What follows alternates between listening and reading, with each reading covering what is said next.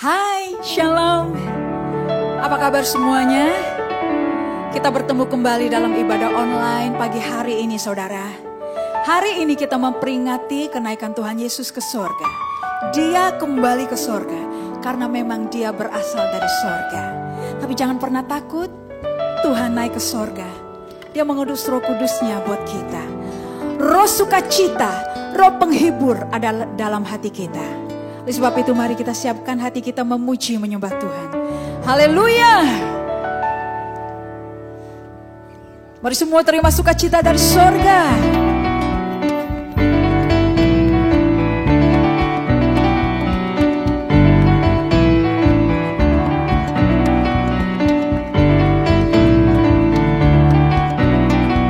Semua nyanyikan. Terima sukacita surga. Jiwa ku dapat rasakan kasihnya di tengah badai.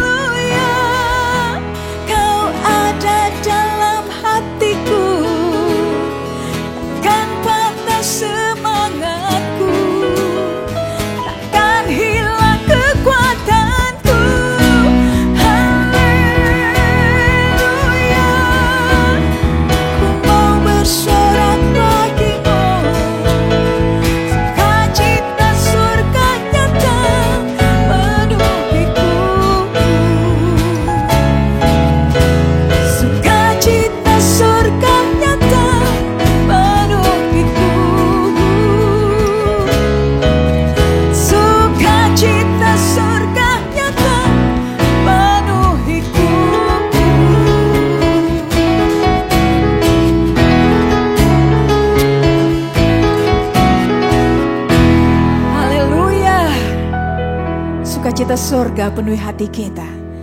Itulah kekuatan bagi jiwa kita. Haleluya. Yesus, kami bersyukur Tuhan, Engkau tidak pernah meninggalkan kami sebagai yatim piatu. Ketika Engkau naik ke surga, Engkau mengutus Roh Kudus untuk diam dalam hidup kami, menolong kami, menyertai kami, mengajar kami di dalam segala kebenaran. Terima kasih Tuhan.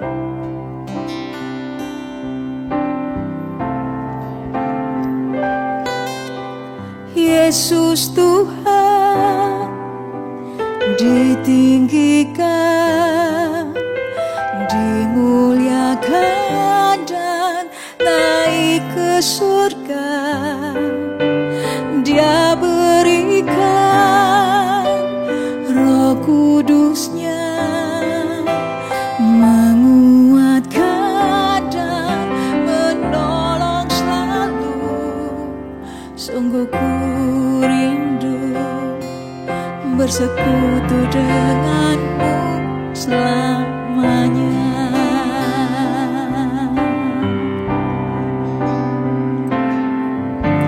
Yesus Tuhan ditinggikan,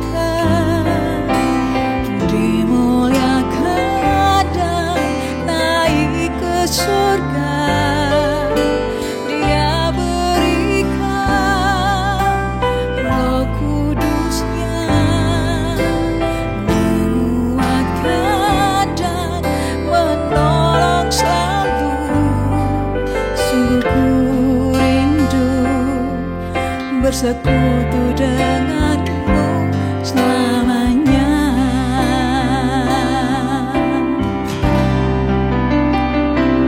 Allah Roh Kudus jamah hatiku dengan urapanmu. Rindu selalu dekat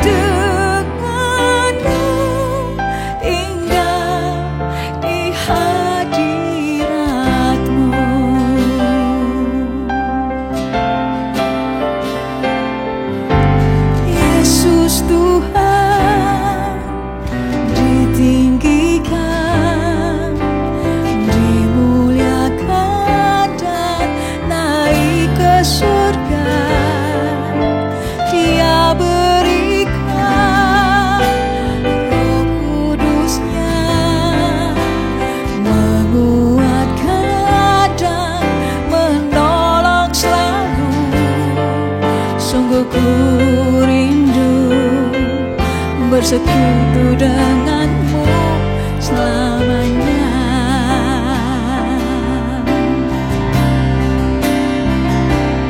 Allah Roh Kudus jamah hatiku dengan urapanmu.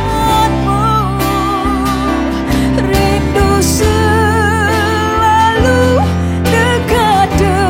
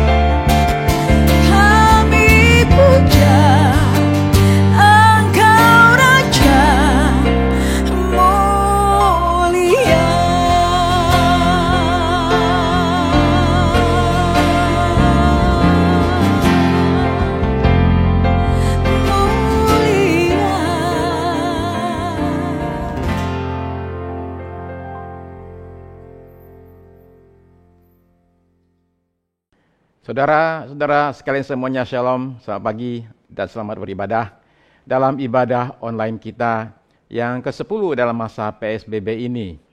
Saudara terkasih, hari ini kita memperingati satu hari yang istimewa dalam kalender iman kita sebagai orang Kristen, yaitu hari kenaikan Tuhan Yesus kembali ke sorga. Jadi khusus buat hari ini kita bikin agak sedikit beda. Kita mau adakan sekalian perjamuan kudus. Jadi mari siapkan apa yang kita perlukan untuk perjamuan. Kalau saudara-saudara memiliki roti dan anggur yang seperti yang kita biasa pakai, silakan siapkan dulu, karena habis khotbah kita akan langsung masuk perjamuan kudus. Kalau saudara-saudara belum siap, saya waktu sebentar untuk saudara bisa siapkan berupa biskuit atau berupa roti dan kemudian sirup atau teh untuk kita sama-sama sebagai satu tubuh Kristus kita akan masuk dalam perjamuan kudus sebentar ya. Baik, saudara sekalian, kita siapkan diri kita. Terima firman Tuhan yang masih di ranjang, tolong berdiri dari ranjang. Ya, yang masih di dapur, mari kita siap. Ya, kita siapkan diri kita, datang ke hadapan Tuhan untuk beribadah dengan takut dan gentar dan hormat ya. Mari kita sama-sama menaikkan doa kita di hadapan Tuhan. Terima kasih Bapa Surgawi untuk hari ini. Terima kasih untuk hari yang Kau beri, di mana kami sekarang bisa bersama-sama dalam keterbatasan karena masalah ruang, kami bisa tetap beribadah. Terima kasih dan kami mengundang Roh Kudus bekerja seluas-luasnya di tengah-tengah kami, di antara kami, untuk memulihkan kami, menyembuhkan kami, membimbing kami, dan bahkan menegur kami, tapi juga meneguhkan kami dalam segala hal yang menyangkut firman Tuhan pada hari ini. Karena itu kami undang Roh Kudus untuk mengurapi hamba-Mu, memampukan hamba-Mu untuk menyampaikan kata-kata yang bersumber berasal daripada pewahyuan Roh Kudus, dan firman Tuhan pada hari ini disampaikan dengan mengandalkan kuasa pengurapan dari tempat yang maha tinggi. Dan setiap kami diberikan tanah hati yang subur, sehingga firman-Mu ya Tuhan ketika ditaburkan tidak kembali sia-sia, melainkan dia bertumbuh dan berbuah dalam hidup kami. Kami siap terima berkat besar dalam nama di atas segala nama, dalam nama Tuhan Yesus Kristus, Juru Selamat yang hidup, Raja yang kekal. Amin, amin, haleluya. Saudara sekalian, kalau saudara melihat kehidupan Tuhan Yesus di muka bumi ini, saudara menemukan bahwa ada peristiwa-peristiwa tertentu yang dianggap menjadi landmark. Peristiwa-peristiwa yang dianggap penting sekali untuk diperingati. Dan kalau saudara-saudara tentu melihat apa yang biasa orang lakukan, saudara akan tahu paling tidak 3. Kelahirannya, kemudian penyalibannya, dan kemudian berikutnya itu adalah kebangkitannya ya. Penyaliban dan kematiannya, kemudian kebangkitannya. Nah, inilah yang umum orang ingat 3 ini. Kelahiran, kematian, kebangkitan. Dan ini dirayakan di seluruh dunia dalam wujud yang satu ini, yaitu hari libur. Ada yang namanya hari Natal, hari libur di mana-mana. Kemudian ada yang namanya Jumat Agung, Good Friday, dirayakan di mana-mana. Kemudian ada Minggu Paskah atau Minggu Kebangkitan. Nah, tapi saudara-saudara menemukan bahwa ternyata kalau hanya kita lihat hanya 3 ini saja, itu tidak menggambarkan keseluruhan daripada kehidupan dan pelayanan Tuhan Yesus di muka bumi ini. Dan kalau orang tidak dapatkan suatu gambaran yang komplit, itu bisa saja ada kemungkinan orang bisa jadi keliru karenanya. Ya, katanya ada satu orang paling kaya satu kota disuruh bersaksi menceritakan keberhasilan bisnisnya. Dan dia cerita begini, saya datang ke kota ini waktu umur saya baru 22 tahun, 23 tahun. Cuma sendirian, saya nggak bawa apa-apa, cuma bawa nenteng koper 2 aja. Itu saja saya punya bekal, saya kerja keras. Akhirnya ya ada hari inilah ya bisa berhasil. Untung ada yang nanya tuh, Pak boleh tanya nggak, itu 2 koper isinya apa tuh? Oh itu, itu isinya uang cash $2 juta. Itu modal papa saya buat saya mulai bisnis. Ya begitu, cerita dong yang itu yang penting. Nah, jadi demikianlah ketika kita melihat kehidupan Tuhan Yesus adalah penting kita dapatkan gambaran besarnya, the big picture. Dan kalau kita dapat gambaran besar itu, kita menyadari 3 saja ternyata tidak cukup. Tidak cukup kita ini melihat tentang kelahirannya, kematiannya, dan kebangkitannya. Saudara perlu tambahkan 2 lagi, yaitu kenaikannya ke sorga dan kembalinya dia dari sorga. Dan itu dinyatakan melalui kitab Kisah Para Rasul di pasal yang pertama, ayat yang ke-9 sampai dengan ayat yang ke-11. Kisah Para Rasul, pasal 1 ayat 9 sampai 11. Kisah pasal 1 ayat 9. Sesudah ia mengatakan demikian, terangkatlah ia disaksikan oleh mereka, dan awan menutupnya dari pandangan mereka. Ayat 10. Ketika mereka sedang menatap ke langit, waktu ia naik itu, tiba-tiba berdirilah 2 orang yang berpakaian putih dekat mereka. Sekalipun itu namanya 2 orang, tapi maksudnya adalah 2 malaikat. Ayat 11. Dan berkata kepada mereka, hai orang-orang Galilea, mengapakah kamu berdiri melihat ke langit? Yesus ini yang terangkat ke sorga meninggalkan kamu, akan datang kembali dengan cara yang sama, seperti kamu melihat dia naik ke sorga. Jadi jelaslah dalam 3 ayat ini kita dikasih tahu bahwa Yesus itu terangkat ke sorga, dan kemudian dia akan kembali lagi dari sorga menuju ke bumi kembali. Nah, 2 peristiwa terakhir ini, yaitu kenaikannya ke sorga dan kembalinya dia dari sorga, itu melengkapi siklus pelayanan Tuhan kita di muka bumi ini. Seperti saudara bisa lihat di slide yang akan ditampilkan, saudara menemukan bahwa Yesus itu berasal dari sorga, dia itu kemudian menjelma menjadi manusia, maka dia turun, lahir sebagai satu bayi tak berdaya di satu kota kecil namanya Bethlehem.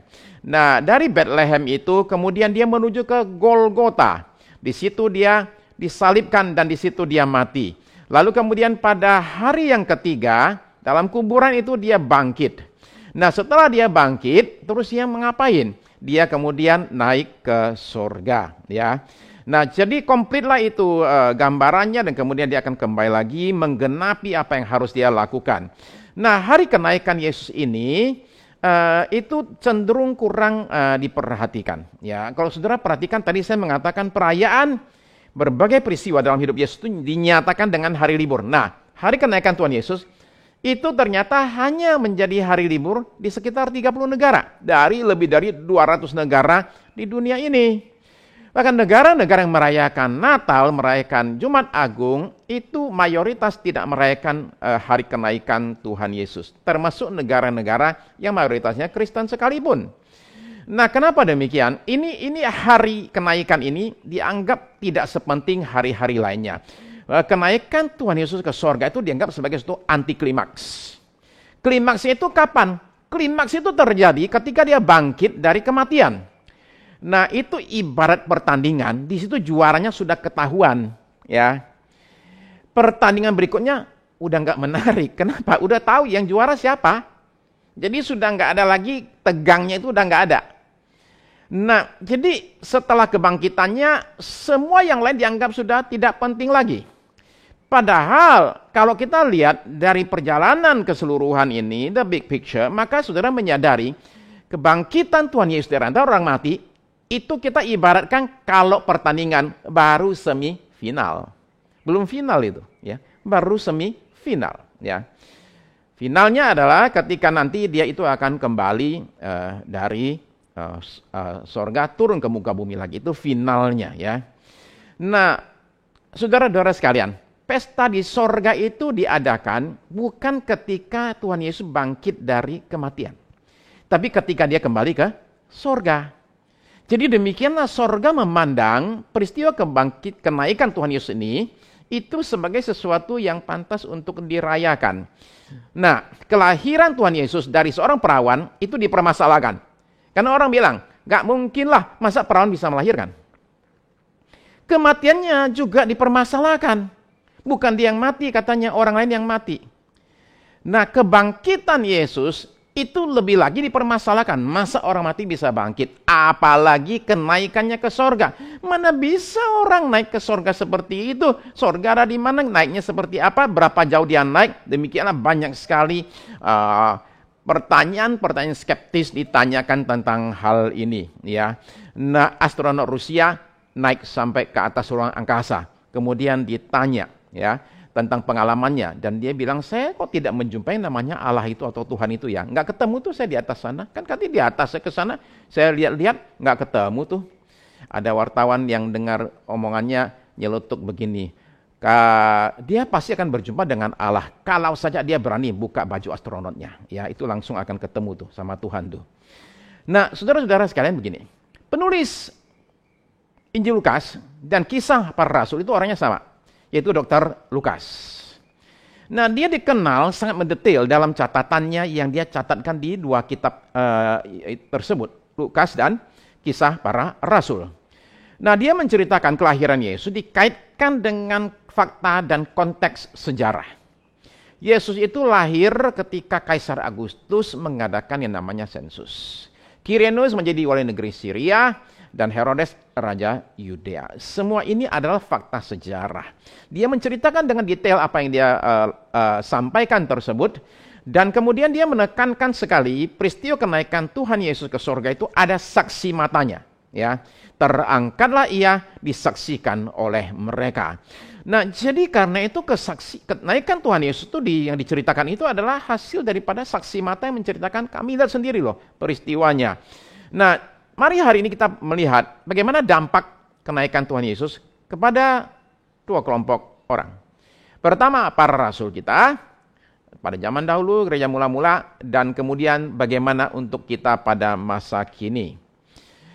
Bagi para rasul, kenaikan Tuhan Yesus bagi para rasul adalah akhir dari suatu era dalam perjalanan iman mereka. Selama ini ada Yesus. Jadi Yesus itu tidak hanya menyertai mereka, tapi Yesus juga adalah pemimpin mereka. Ada apa-apa, lari ke Yesus. Lagi naik perahu, ada yang namanya angin ribut, panggil Yesus. Ya, orang didoain gak sembuh, gak apa-apa, kita panggil Yesus, minta Yesus. Demikianlah Yesus itu menjadi andalan mereka dalam arti fisik. Ada apa-apa, ini loh orangnya ada, tinggal ngomong sama dia. Nah, orangnya ada. Jadi iman mereka itu mantap sekali. Karena apa? Karena ada Yesus secara fisik, terlihat dan terasa dan bisa dipanggil datang, ya. Nah, jadi itu satu fase dalam perjalanan iman mereka. Sekarang mereka mesti masuk fase yang berikut, di mana Yesusnya sekarang tidak terlihat secara fisik. Pendeta John Ortberg itu punya cerita begini. Orang Amerika itu suka sekali permainan yang namanya rodeo. Rodeo itu mereka naik kuda, atau kadang-kadang mereka itu naik banteng gitu. Nah, kemudian bantengnya itu kemudian atau kudanya dibuat ngamuk. Sehingga lompat-lompat begitu. Nah, si penunggangnya itu harus berusaha untuk bisa duduk selama mungkin di atas punggungnya kuda atau banteng tersebut. Sampai kemudian nanti siapa yang pengen bertahan lama itu yang juara. Nah, orang Amerika suka sekali permainan demikian. Jadi mereka kemudian bikin lagi sehingga nggak usah ke lapangan demikian, tapi di mall-mall juga bisa, yaitu berupa mereka bikin satu banteng-bantengan yang digerakkan pakai mesin. Jadi ditaruh di mana gitu, pasar malam atau apa gitu. Nah, lalu kemudian orang duduk di situ dan mesinnya gerak-gerak, ya, orang mencoba bertahan di situ, persis kayak banteng beneran. Pendeta John Ortberg itu cerita, suatu hari dia ke pasar malam sama temannya dan lihat di tengah sana, ada banteng-banteng kayak gitu yang pakai mesin itu. Jadi kemudian mereka berdua lihat-lihat gitu ya. Terus si operatornya itu bilang gini, daripada lihat mendingan main tuh lebih asik daripada cuma sekedar liatin aja tuh. Nah, udah gitu, si pendeta Ortberg ini setuju lagi. Dia saya coba deh, saya pengen coba. Nah, si operatornya lihat dia dan kayaknya agak ragu gitu loh, ya. Orang umur sudah 50-an gitu, hampir 60 kok mau coba kayak gitu. Akhirnya dia bilang gini, oke, ya beginilah. Oke, boleh coba, kan soalnya bayar kan, ya. Nah, begini, dikasih tahu begini, yang penting itu pegang erat-erat, kemudian yang penting lagi mainnya di tengah aja. Pokoknya gini, kalau dia geser kamu ikut aja, ikutin gerakannya aja. Oke, nah si pendeta John Ortberg itu akhirnya naik ke situ. Naik semula pelan, tapi lama-lama jadi makin kenceng, makin liar. Nah, si pendeta ini terpontal-pontal. Tapi dasar dia nggak mau ngaku, nggak mau nyerah. Jadi dia pegang erat-erat sampai jatuh ke samping apapun juga. Pokoknya berusaha bertahan. Akhirnya setelah bertahan, tunggang langgang gitu, akhirnya mesinnya berhenti. Kayak mesin berhenti. Waduh, katanya satu badan sakit semua. Kayaknya aduh nggak kuat banget. Waduh, capeknya bukan main. Udah rasanya lemes. Dia turun dari mesin itu. Kemudian dia lihat ke operatornya lah. Maksudnya berharap pujian dikit lah. Operatornya bilang gini, lumayan juga ya katanya. Itu baru level 1, level paling mudah. Masih ada 11 level lagi. Mau nyoba nggak level kedua? Wah, kata John Ortberg, saya nyerah. Level 1 aja sudah terpontal-pontal. Level 2, udah pasti saya habis. Nah, dalam hidup ini, banyak hal tuh seperti itu, ada level. Begitu juga bagi murid Yesus. Ketika mereka sama Yesus itu baru level 1. Nah, sekarang mereka masuk kepada level yang berikut, naik tingkat.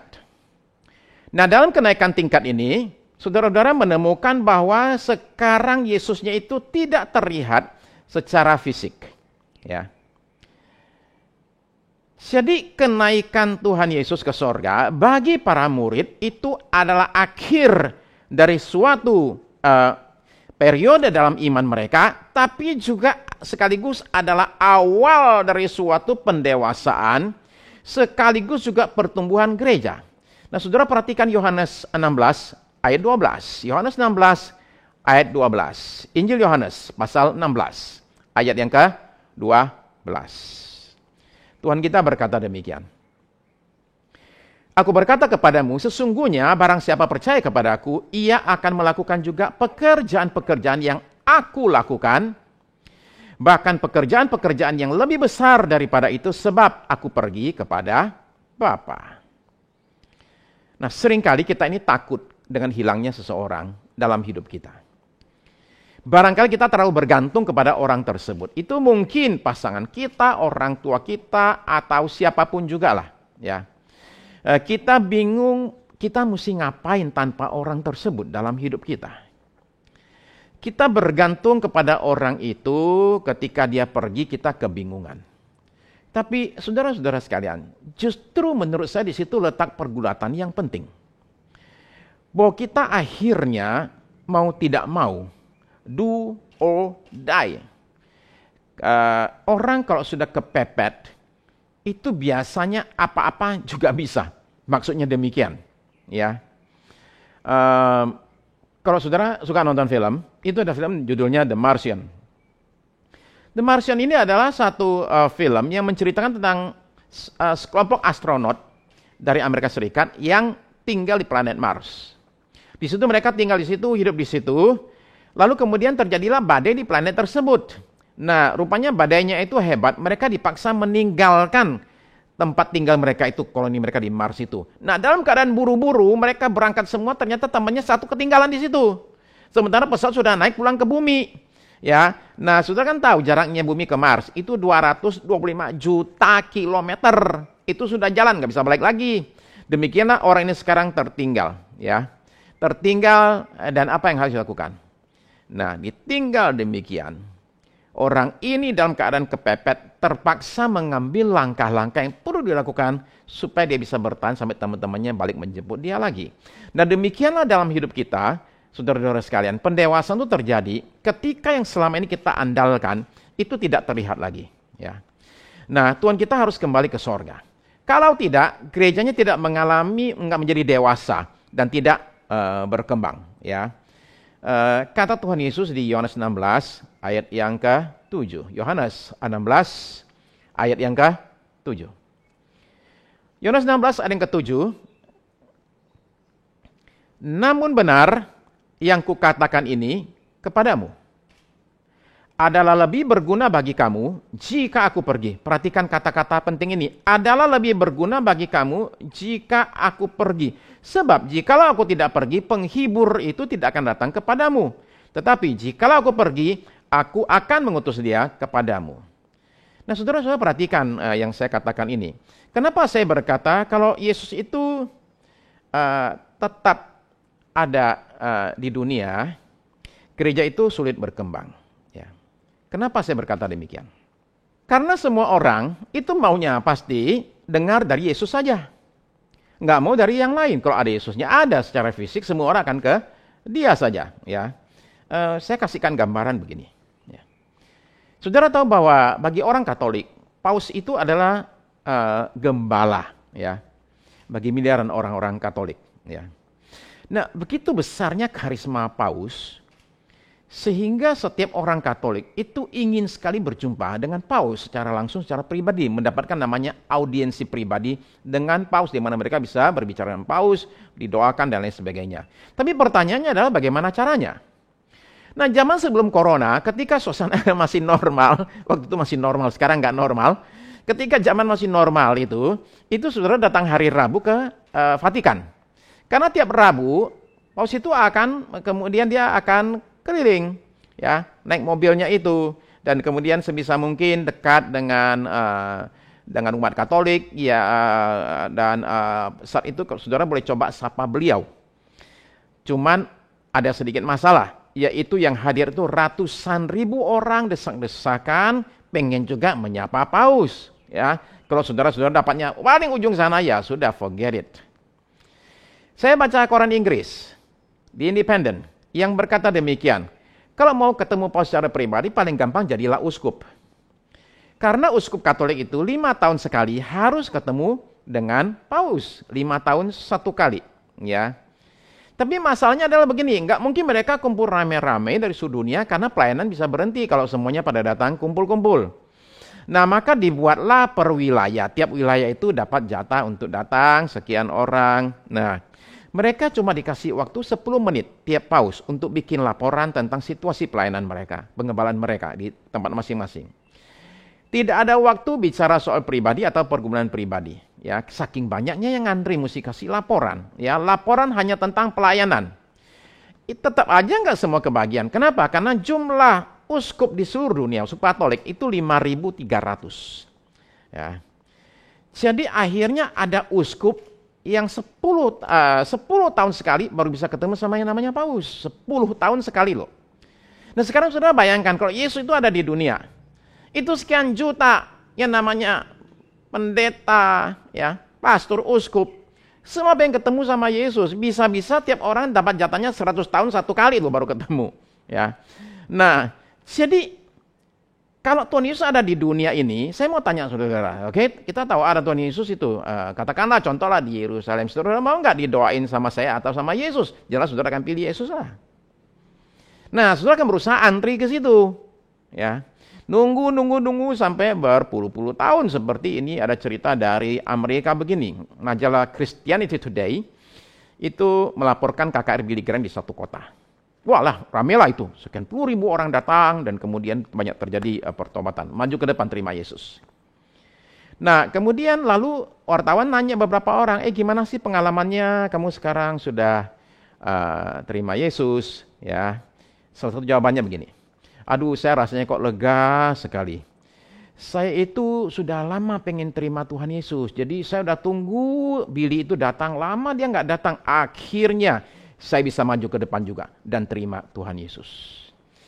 Nah, saudara saya perhatikan bagaimana orang mau terima Tuhan. Kok tunggu bertahun-tahun sampai Billy Graham datang dulu. Nah, jadi demikianlah itu yang terjadi. Ya. Nah, pendewasaan adalah bagian penting dari perjalanan iman kita.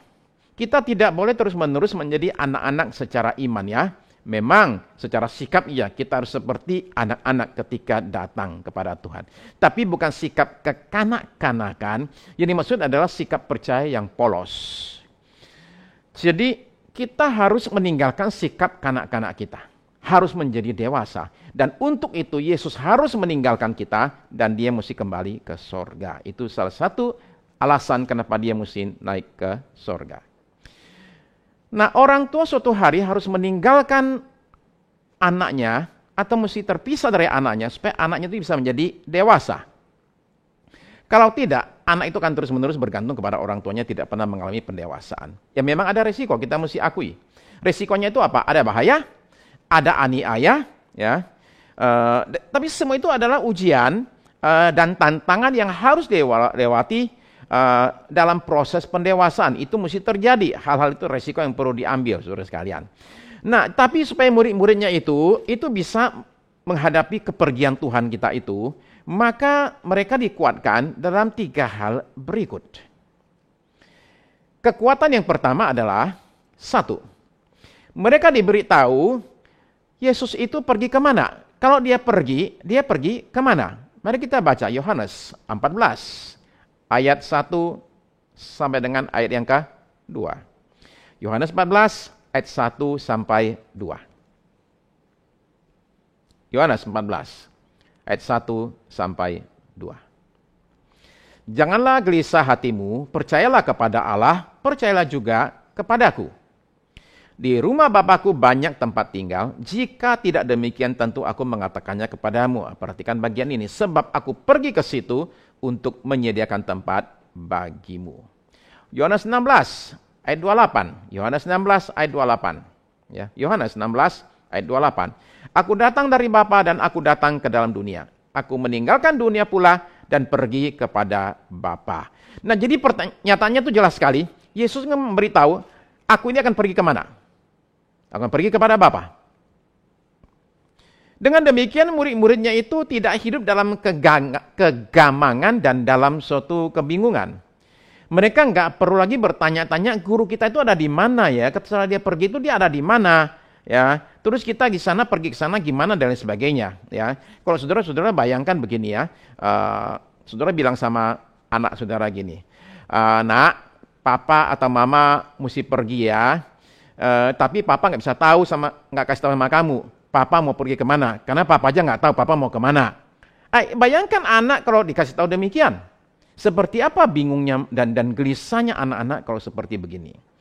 Nah, jadi dengan murid-murid tahu guru mereka itu pergi kemana, mereka itu kan bisa dapatkan ketenangan. Apalagi dikasih tahu bahwa Tuhan Yesus itu pergi ke rumah Bapa atau ke sorga. Bukan pergi ke neraka, saudara sekalian. Dia pergi ke sorga. Jadi ada suatu jaminan.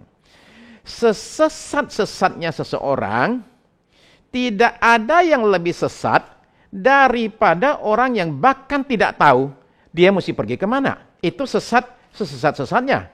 Ya. Nah, pemimpin yang memimpin dengan benar, itu harus berikan ketenangan kepada yang dia pimpin.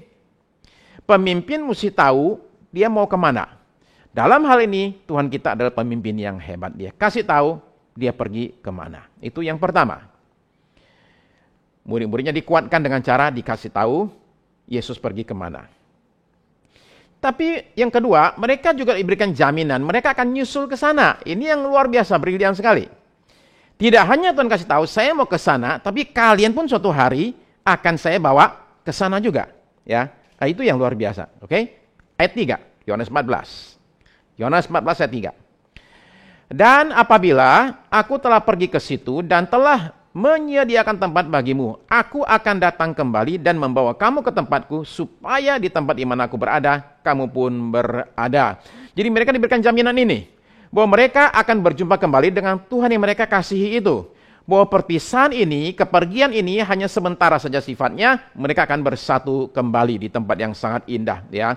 Disediakan tempat di situ, di rumah Bapa yang adalah sorga. Nah, Yesus itu nggak seperti maskapai penerbangan di negara tertentu, ya. Udah dapat tiket, dapat boarding pass, pas mau naik pesawat, katanya penuh, akhirnya mesti nunggu lagi itu. Nggak ada jaminan sama sekali, ya. Nah, jaminan itu penting. Tanpa jaminan, kita tidak pernah bisa tahu kita itu sampai apa enggak, ya. Nah, saudara coba bayangkan ya, bahwa Tuhan kita itu mengatakan begini, di mana aku berada, di sorga rumah Bapa, kamu pasti akan ke situ, dijamin. Karena aku pergi ke sana untuk menyediakan tempat bagi kamu. Sekarang tolong pikir sepanjang sejarah umat manusia. Tokoh mana yang berani berikan jaminan seperti begini? Coba saudara pikir. Siapa yang bisa kasihkan jaminan ini sedemikian luar biasanya, dengan mantapnya? Di mana aku berada, di situ kamu akan berada. Aku pergi ke sana, menyediakan tempat bagimu, nanti kalau itu sudah ada, aku akan kembali dan bawa kamu ke tempat di mana aku berada. Itu kan luar biasanya, bukan main saudara sekalian. Dan saya berharap saudara dapatkan ketenangan dengan jaminan ini, ya. Karena saudara sekalian, semua manusia itu memerlukan kepastian dalam hidup ini. Kalau yang serba nggak pasti, kita bingung loh, ya. Bagaimana dunia berfungsi kalau nggak ada yang pasti, ya. Kalau saudara bilang nggak apa-apa lah Pak, gimana kalau yang nggak yakin itu dokter? Ya, saudara-saudara pergi ke dokter, oke? Saudara-saudara sakit ada bisul di jidat, gitu. Dokternya bilang gini, saya sih nggak pasti ya, apakah saya kalau motong kakinya bisulnya di jidat bisa sembuh. Tapi kita coba aja deh, nggak ada kepastian. Saudara mau coba apa nggak? Nggak mau lah, gitu. Atau saudara-saudara bangun rumah, terus yang bangun bilang gini, kami nggak bisa pastikan Pak ya, ini fondasi kita bikin kayak gini, nanti rumahnya itu bisa bertahan, tapi kita coba aja ya. Saudara mau apa enggak? Saudara nggak mau lah. Atau saudara-saudara mau naik pesawat, pesawat itu ada sedikit rusak, tanya pilot bilang gini, saya sih nggak yakin Pak, ini pesawat aman buat terbang, tapi kita coba aja ya. Ya saudara-saudara nggak mau dong. Atau saudara-saudara tanya sama pendeta, saya ini tidak yakin loh, nggak pasti loh ya, Yesus bisa selamatkan kamu loh ya, tapi boleh dicoba. Kita nggak mau. Kita pengen adanya kepastian, dan dalam kepastian itu kita bisa bergerak dengan aman, dan Yesus berikan jaminan ini dan kepastian ini ya. Jadi jadi kita nggak bilang semoga atau mudah-mudahan ya. Kita bicara tentang suatu kepastian. Yesus bicara tentang rumah Bapa. Dan rumah adalah sesuatu yang memberikan perlindungan, ketenangan, dan kemantapan ya. Sejauh-jauhnya saudara pergi kemanapun juga, saudara pasti akan rindu untuk pulang ke rumah. Itu berarti itu adalah rumahmu. Kalau bukan rumahmu, saudara nggak akan rindu. Ya kan? Tapi kalau itu rumah kita beneran, kita pasti akan rindu rumah. Saya pergi kemana-mana, tapi yang saya paling ingat sekali ketika saya pendidikan di Kanada, di Vancouver tahun 2006. Saya dimasukkan ke satu susteran, dan kemudian di situ kami itu tinggal 10 hari di susteran ya. Ngurusin spray sendiri ya, kamar mandinya di luar, dingin bukan main, makannya tiap hari salad melulu ya, sayur mentah lagi, bisa bayangkanlah penderitaan saya. Nah tapi bukan soal itu, tapi yang terjadi adalah begini, bahwa suatu hari, kira-kira hari ke-6 apa ke-7 saya lupa, begini, saya lihat pesawat lewat di atas, lihat pesawat itu, aduh saya teringat banget, aduh aku nih pengen pulang ini, padahal baru 1 minggu loh itu, ya di negaranya bagus lagi di situ. Nah tapi demikianlah kalau saudara punya rumah, saudara akan rindu rumah. Kecuali kalau saudara nggak punya rumah, saudara nggak akan rindu.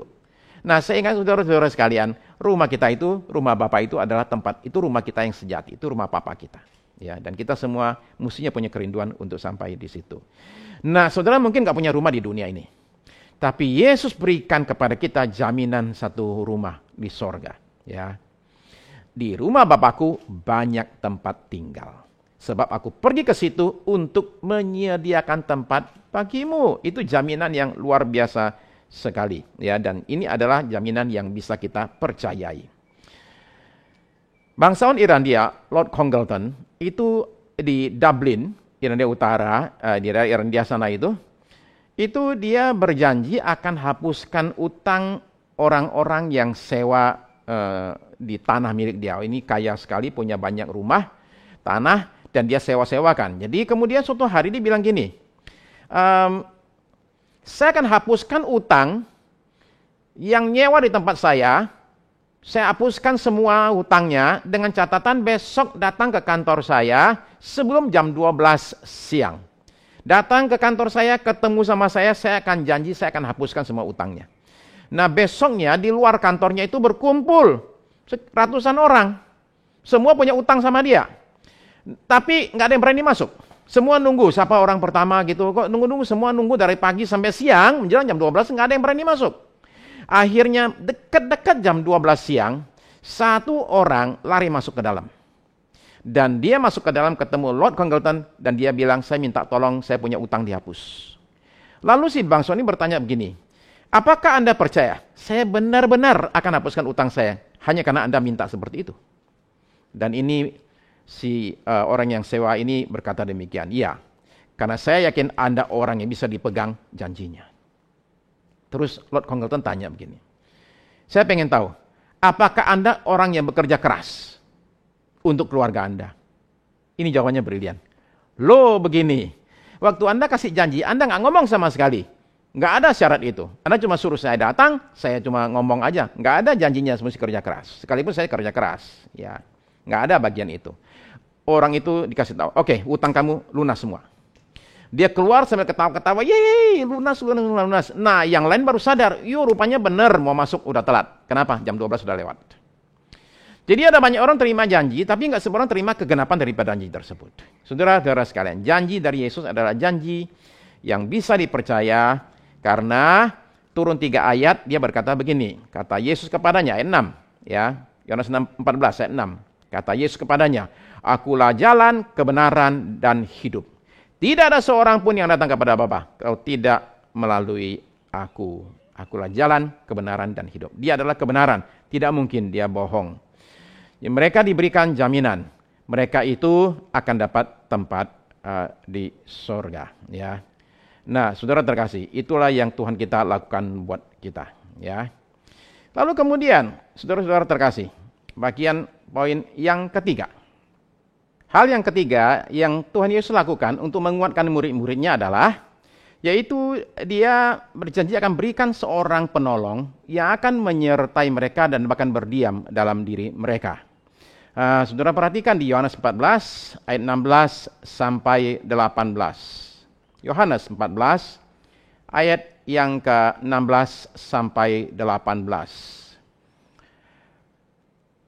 Aku akan minta kepada Bapa dan Ia akan memberikan kepadamu seorang penolong yang lain, supaya yang menyertai kamu selama-lamanya, yaitu Roh kebenaran. Dunia tidak dapat menerima Dia, sebab dunia tidak melihat Dia dan tidak mengenal Dia.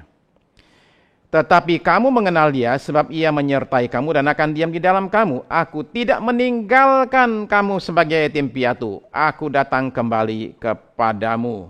Ditinggalkan sendirian itu sangat menakutkan sekali loh, ya. Dari kecil kita takut akan hal tersebut, kita nggak mau ditinggal oleh orang tua kita, ya.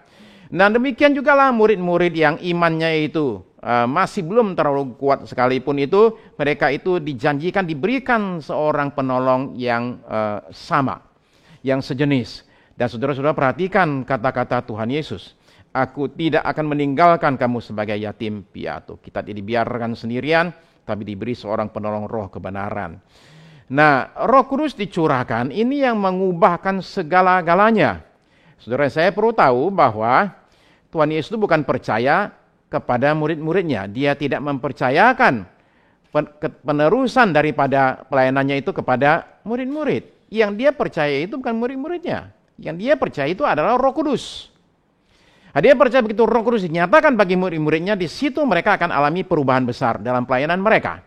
Jadi Roh Kudus itu istilahnya itu adalah game changer. Dia ketika dia hadir, dia mengubahkan segala-galanya di dalam diri murid-murid tersebut. Ya, yang lemah itu menjadi kuat, yang ragu-ragu itu kemudian menjadi mantap dan kuasa bekerja, ya. Roh Kudus memampukan mereka untuk lakukan hal-hal yang supranatural, ya. Jadi yang diberikan itu bukan hanya 12 orang saja, bukan hanya 120 orang, tapi bagi setiap orang yang haus dan percaya seperti kita pada zaman ini, Roh Kudus terus dicurahkan, Roh Kudus terus diberikan, memenuhi kita sekalian, dan mengubahkan kita, dan kemudian membawa kita untuk menjadi serupa dengan Kristus. Nah, tanpa Roh Kudus, gereja mula-mula tidak akan bertumbuh dan berkembang, ya. Sebab Roh Kudus itu membawa yang namanya kuasa. Orang sakit disembuhkan, orang terikat dilepaskan, orang susah dihiburkan, orang mati dibangkitkan, ya. Nah, demikianlah kuasa Roh itu bekerja terus menerus dari gereja mula-mula sampai sekarang gereja akhir zaman. Cuma memang sayangnya karya Roh Kudus ini seringkali tidak dihargai. Karena dia bergeraknya di latar belakang. Kalau ibaratnya lampu sorot gitu, ya. Oke. Jadi orang hanya melihat kepada objek yang kena lampu, bukan lihat lampunya sendiri. Tahu kalau saya kasih contoh, Roh Kudus itu seperti sutradara, ya. Yang dipuji-puji ketika film itu kemudian diedarkan siapa? Bukan sutradara. Yang dipuji-puji itu adalah bintang filmnya. Wah, aktingnya bagus ya, aktingnya mantap. Padahal semua gerakan yang kita lihat, ekspresi yang kita lihat, semua kata-kata yang diucapkan di dalam film, itu semua itu kan yang nyuruh sutradara. Dialah otak di balik semua tersebut. Nah, Roh Kudus itu seringkali seperti itu. Bahwa dia bekerja di latar belakang, tidak muncul secara frontal, maka seringkali karyanya itu seringkali tidak dianggap, saudara sekalian. Ya, tidak diperhitungkan lah, ya. Ini kita sekarang ini zaman selebriti. Tukang masak aja udah jadi selebriti. Okay. Pendeta juga jadi selebriti itu, ya. Kemana-mana udah lebih daripada bintang film tuh. Padahal sebenarnya cuma jongos. Ya, itu kan cuma pelayan sebenarnya itu. Nah, jadi demikianlah yang mestinya kita perhatikan dan kita tonjolkan adalah Tuhan Yesus, ya, dalam hidup kita melalui karya Roh Kudus yang memampukan kita untuk memuliakan namanya. Beberapa tahun yang lalu di Inggris itu ada orang mengadakan survei, nanya kepada penduduk Inggris itu kepercayaan mereka kepada Tuhan itu seperti apa. Ya, salah satu pertanyaannya begini. Apakah Anda percaya kepada satu Allah, satu pribadi Allah yang campur tangan dalam sejarah umat manusia, yang mengubahkan jalannya perkara, yang melakukan mujizat? Anda percaya tidak? sama yang demikian. Ketika dipublikasikan hasilnya, judul daripada survei tersebut itu mengambil jawaban dari satu orang. Yang jawabannya menggambarkan kira-kira jawaban orang banyak lah. Jawabannya itu begini, tidak. Saya tidak percaya kepada Allah yang seperti itu. Saya percaya kepada Allah yang biasa-biasa saja. The ordinary God. Nah, saya nggak tahu berapa dari kita yang percaya kepada Allah yang biasa-biasa saja. Saya tidak mau percaya kepada Allah yang biasa-biasa saja. Saya mau percaya kepada Allah yang luar biasa. Jadi bagi kita, saudara sekalian, pada hari ini di sini, pada zaman ini, ketika kita memperingati kenaikan Tuhan Yesus, maka mari kita pada saat ini sungguh-sungguh menjadikan Yesus itu sebagai Tuhan kita dan sebagai Raja kita. Menjadikan dia itu sebagai pemilik daripada semua yang ada dalam hidup kita. Menjadikan dia sebagai yang berkuasa atas hidup kita. Nah, ini adalah kata-kata yang enak diomonginnya. Ini adalah kata-kata yang rohani kedengarannya. Tapi ini adalah kata-kata yang menjalankannya sangat amat tidak gampang. Ini adalah kata-kata yang membawa konsekuensi tertentu. Saya kasih contoh. Ada hal tertentu dalam hidup kita yang kita sukanya bukan main, tapi Yesus tidak suka. Nah, kalau sudah demikian, kita mesti ngapain?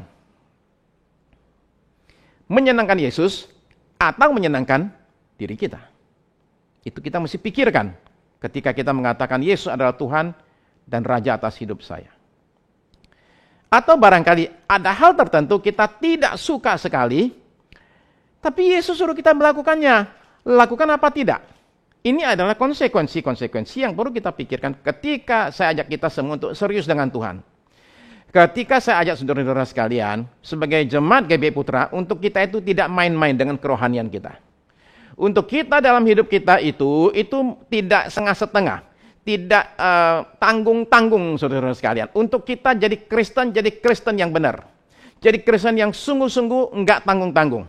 Tidak suam-suam, enggak panas setengah-setengah. Kata Tuhan Yesus, kalau mau panas-panas sekalian, kalau mau dingin-dingin sekalian, jangan setengah-setengah. Karena kalau kamu setengah-setengah, suam-suam, aku muntahkan kamu dari mulutku. Jadi, saudara terkasih, inilah himbauan saya sebagai gembala sidang saudara. Serius dengan Tuhan. Serius dengan iman kita. Ada masa tertentu ketika kita itu, waktu-waktu yang lama, barangkali kita ini, dalam hidup kita itu, kita tidak mencerminkan kekristenan yang sesungguhnya. Tapi hari ini saudara-saudara sekalian, dalam situasi dunia yang alami perubahan besar sekali, goncangan besar sekali, saya ajak saudara-saudara semua untuk kita serius dengan iman kita, serius dengan Tuhan kita, serius dengan kerohanian kita, untuk kita tidak main-main lagi dengan hidup kita. Karena di mana-mana saudara sekalian, orang akhirnya sadar gara-gara wabah COVID ini, orang tidak bisa main-main lagi. Tidak ada tempat untuk main-main, saudara-saudara sekalian. Terutama untuk sesuatu yang menyangkut keselamatan kita, sorga atau neraka. Semakin kita menyadari pada momen ini bahwa kita ini perlu Tuhan. Ya. Mari kita serius dengan Tuhan. Mari kita mengandalkan Roh Kudus dalam hidup kita. Setiap kali saya berdoa, setiap kali saya sampaikan firman Tuhan, saya berdoa minta penyertaan Roh Kudus. Ya, tadi sebelum saya sampaikan firman Tuhan, saya tadi berdoa sendirian di kamar dan saya minta Roh Kudus sertai saya, berikan saya kemampuan untuk lakukan semua ini karena semua kemampuan berasal daripada Tuhan. Andalkan Dia, saudara sekalian, dalam hidup kita. Ya, Dia akan menjadi kekuatan kita. Dasrat Manji, orang India, itu menjadi heboh sehingga wajahnya muncul di perangkonya India. Kenapa? Karena dia ini tinggal di satu kampung, dan kampung tersebut itu kalau mau ke kota paling dekat, itu sebenarnya dekat, jaraknya itu cuma 15 kilo. Ya. Tetapi karena itu ada bukit, sehingga orang mesti muter jadi 55 kilometer. Karena itu bukitnya lumayan terjal, orang nggak bisa naik. Jadi orang mesti muter ini. Suatu hari Dasrat punya istri sakit. Mesti dibawa ke rumah sakit di kota. Tapi gara-gara perjalanan jauh, di tengah jalan meninggal. Seandainya saja ada jalan yang tembus bukit tersebut, maka pasti istrinya akan selamat. Jadi Dasrat ini akhirnya memutuskan lakukan satu hal. Dia putuskan untuk dia memahat bukit batu itu. Saudara-saudara coba bayangkan sekarang. Memahat bukit batu dengan hanya modalnya itu apa? Modal cuma martil, palu, sama pahat kecil. Demikianlah dia pahat dan diketawain orang satu kampung. Orang kampung bilang orang gila itu. Kenapa? Dia pahat gunung batu dengan pakai pahat kecil sama palu satu saja. Tapi saudara perlu tahu bahwa Dasrat Manji akhirnya berhasil membuat suatu jalan menembus gunung batu. Saudara tahu yang dia pahat itu menjadi satu jalan, lebarnya itu 9 meter. Jalannya nggak panjang loh, hanya 110 meter aja. Itu gunung batu cuma 110 meter, dia pahat lebar 9 meter. Tapi saudara tahu nggak berapa tahun dia lakukan itu? Dia lakukan itu pakai tangan, pahat itu 110 meter, itu selama 22 tahun. Setelah 22 tahun akhirnya tembus juga jalan dari kampung tersebut ke kota sehingga orang kampung sangat amat ditolong.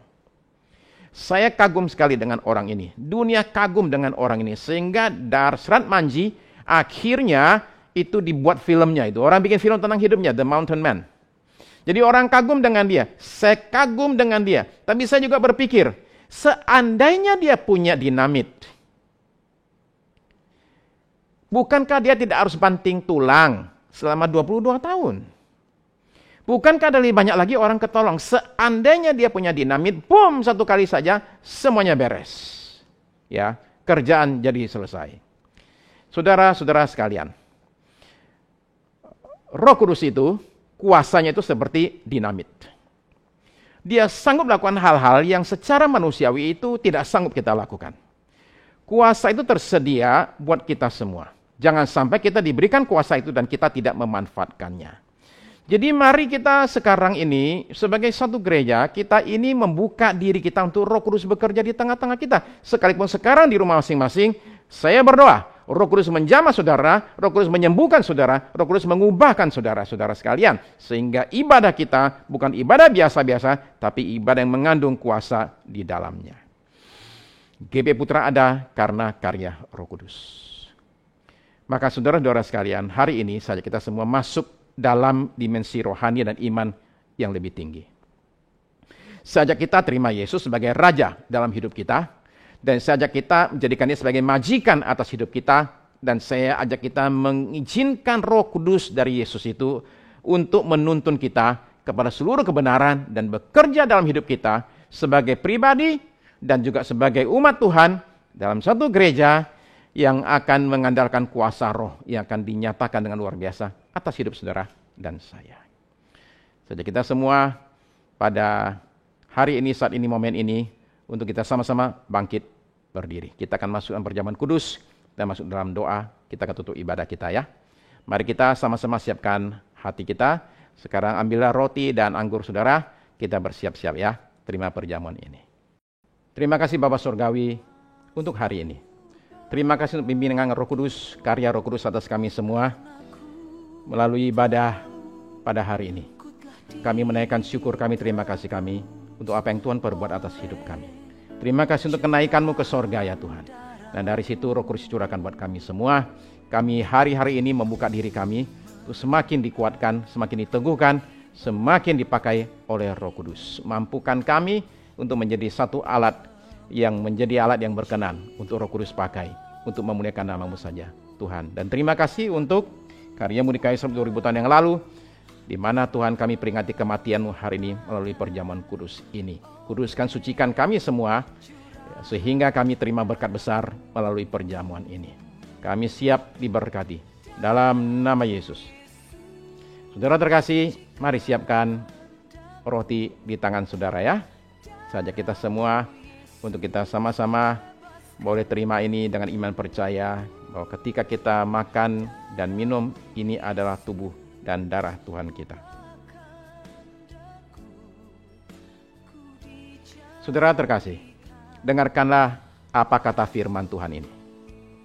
Sebab apa yang telah kuteruskan kepadamu telah kuterima dari Tuhan, yaitu bahwa Tuhan Yesus pada malam waktu Ia diserahkan mengambil roti, dan sesudah itu Ia mengucap syukur atasnya. Ia memecah-mecahkannya dan berkata, inilah tubuhku yang diserahkan bagi kamu. Perbuatlah ini menjadi peringatan akan aku. Terima kasih Tuhan Yesus untuk tubuh-Mu Tuhan yang diserahkan bagi kami, terpecah-pecah bagi kami semua, yang pada hari ini kami terima dan makan dengan penuh iman percaya. dan ucapan syukur dalam nama Yesus. Mari kita makan bersama.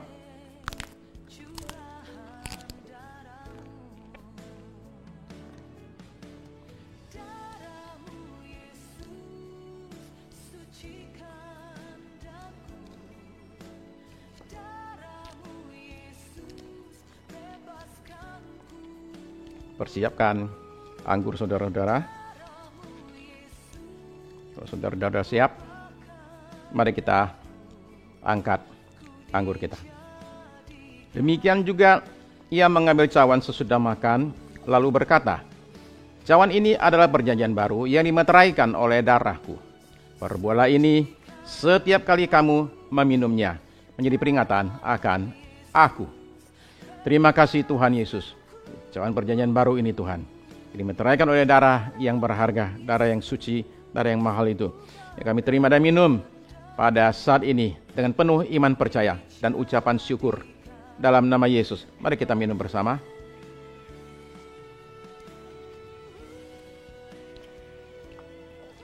Terima kasih Tuhan Yesus, kami naikkan syukur kami, terima kasih kami untuk karya-Mu di kayu salib 2000 tahun yang lalu.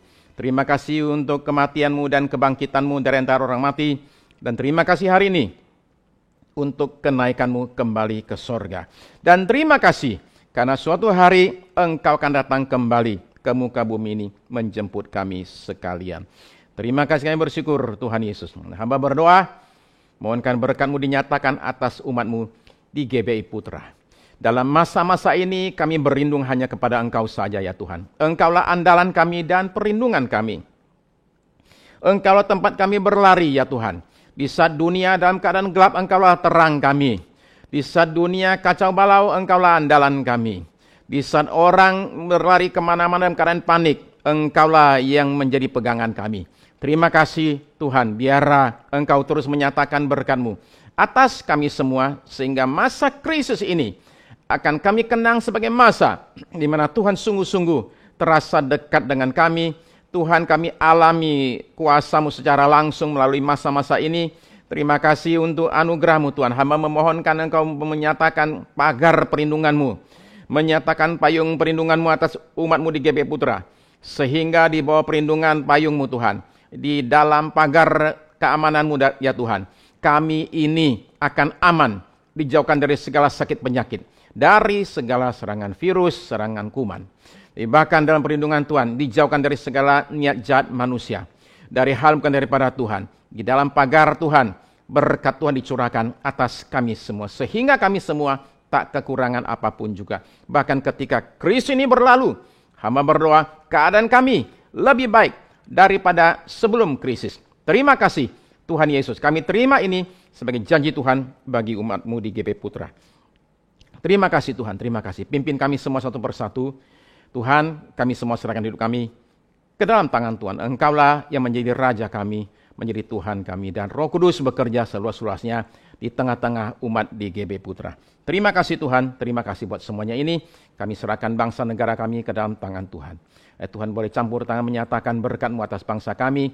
Wabah ini segera berlalu, ekonomi bisa kembali, dipulihkan kembali, dan bangsa kami dalam keadaan aman terpelihara karena campur tangan Tuhan. Terima kasih buat semuanya ini ya Tuhan Yesus. Terima kasih Tuhan, kami mendoakan tim medis, di mana-mana mereka yang ada di rumah sakit, berjuang untuk menghentikan wabah penyakit COVID ini. Kami memohonkan berkat Tuhan, perlindungan Tuhan dinyatakan atas para tim medis ini, atas para dokter, juru rawat, mereka yang kerja di rumah sakit Tuhan, yang di ambulans, di apotek, di mana-mana. Kiranya kemurahan Tuhan dinyatakan atas mereka sekalian. Terima kasih buat semuanya ini, ya Tuhan Yesus. Sekarang, turunkanlah berkat anugerah-Mu Tuhan atas mereka yang sudah melayani, tim PW, tim media, juga mereka berulang tahun di minggu yang lalu. Kami memohonkan berkat Tuhan dinyatakan. Terima kasih. Sekarang ya Tuhan, ketika kami sebentar akan berpisah, turunkanlah berkat anugerah-Mu atas kami semuanya. Terima kasih Tuhan, dalam nama Yesus.